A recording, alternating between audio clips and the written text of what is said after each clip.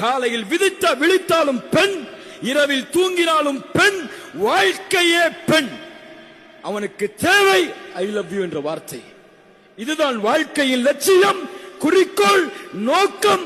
அதற்காக எத்துணை ஆண்டுகளையும் தியாகம் செய்வான். ஒரு முஸ்லிம் வாலிபன் திருமணம் செய்யாமல் ஒரு பெண்ணோடு விபச்சாரம் செய்கிறான். இல்ல மாஷா அல்லாஹ், அல்லாஹ் பாதுகாத்தவர்களை தவிர.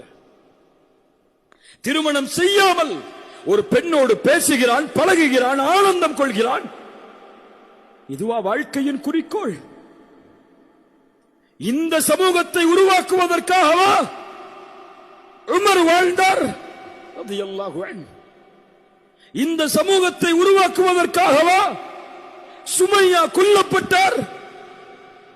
இந்த சமூகத்தை உருவாக்குவதற்காகவா தன் செல்வத்தை இழந்து, கண்ணியத்தை இழந்து, ஒரே ஒரு ஆடையோடு கஃன் துணிக்கு கூட வழி இல்லாமல் முஸ்அப் இப்னு உமைர் இழந்தார்? இந்த சமூகத்தை உருவாக்குவதற்காகவா ஹம்சா ரசூலின் சாட்சா ஈரக்குலை கடித்து துப்பப்பட்டு ஷஹீதானார்? இவர்களுடைய தியாகங்கள் எல்லாம் எதற்கு?